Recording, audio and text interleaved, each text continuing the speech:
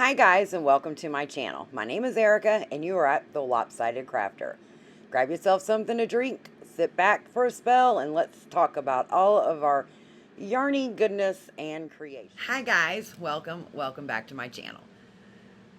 So, if just a quick little video, I know you seen my dyeing escapades video.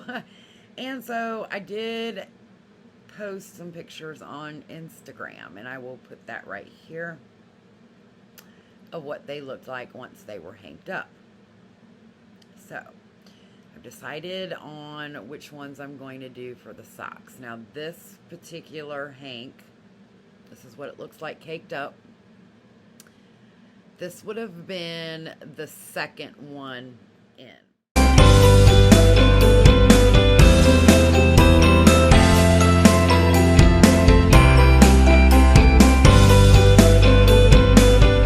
Hanging to dry.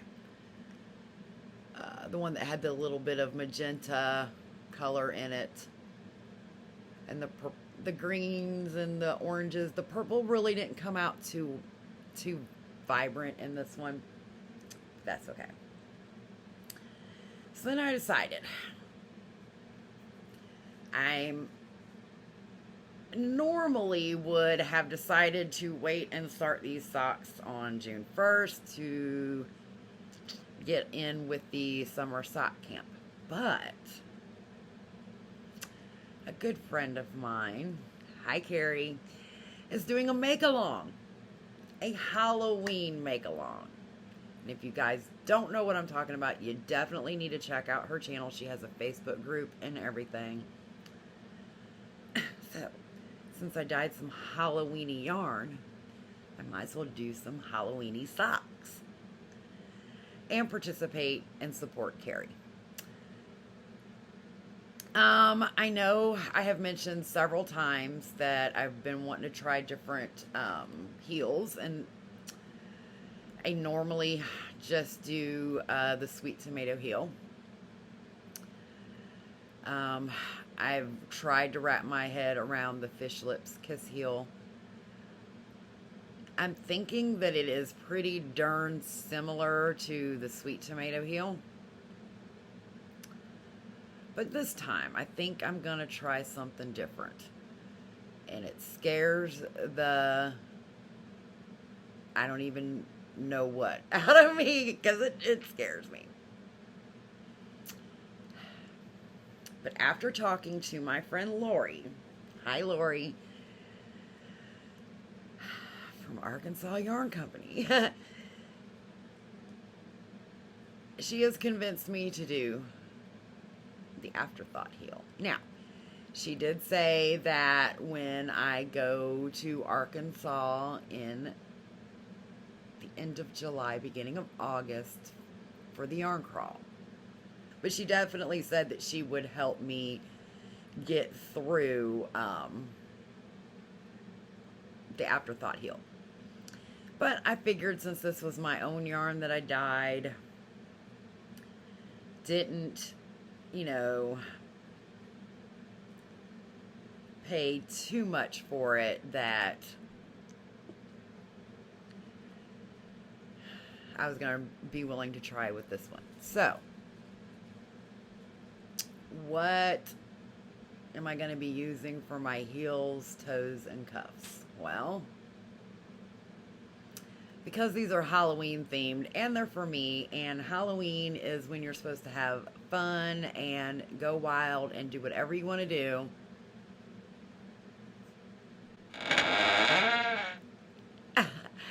I decided to use the orange and green. Now, I'm definitely not going to be using all of this yarn, so I can still make a pair of socks later or add this into some kind of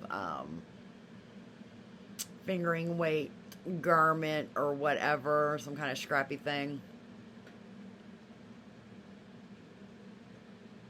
I think that's going to look pretty darn cool. I think what I'm going to do is the 9-inch circulars.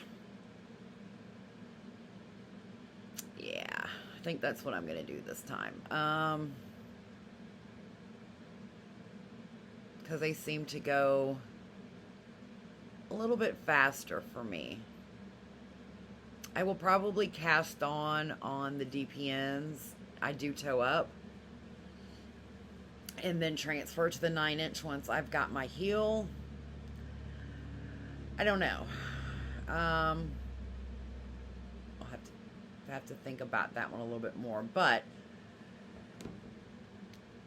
I'm excited. This is going to be my Halloween socks for Carrie's Halloween make-along. And hopefully, because it is May 13th, I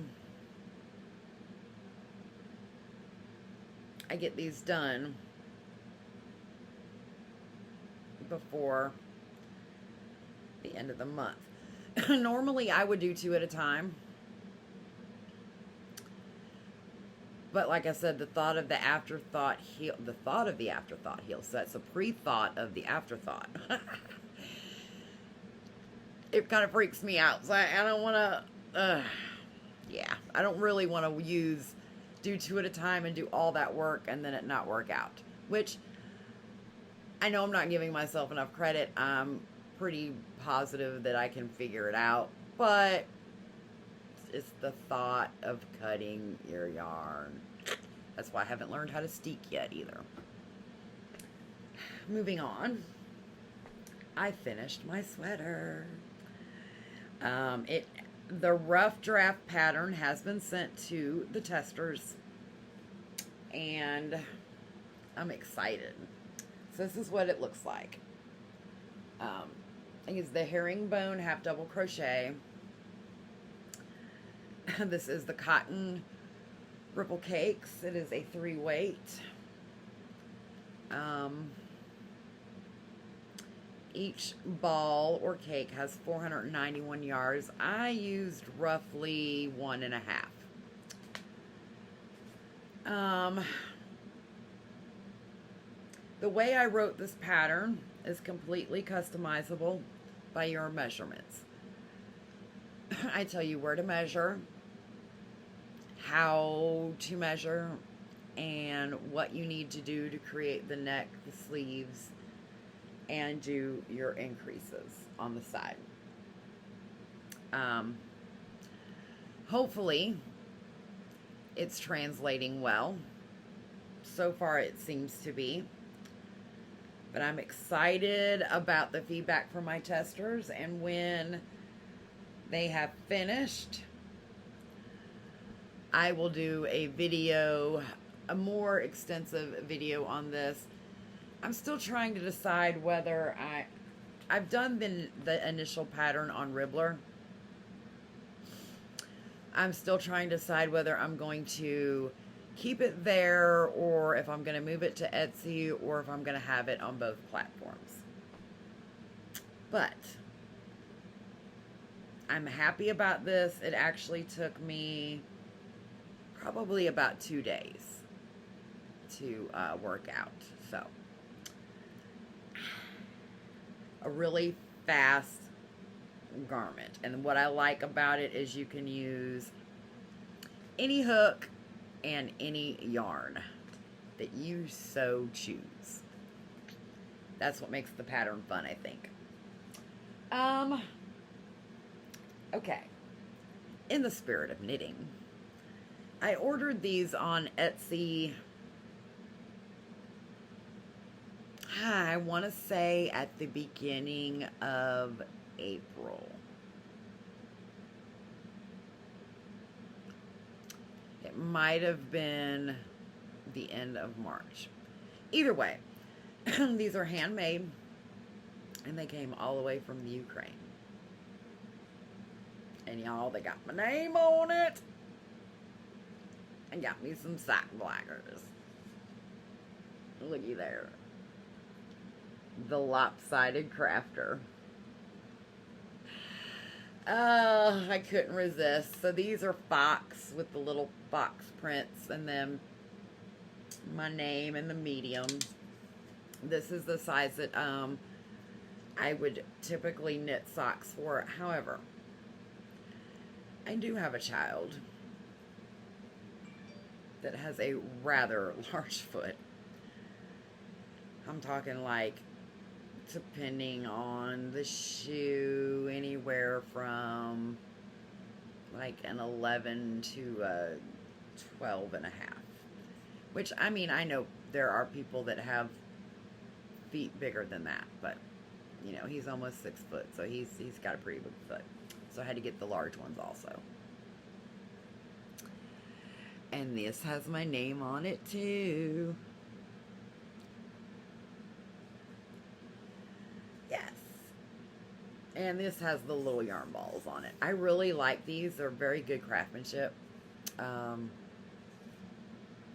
I wish I could tell you the name of the person and the store that I bought them from. However, I cannot pronounce it, and I don't want to butcher it.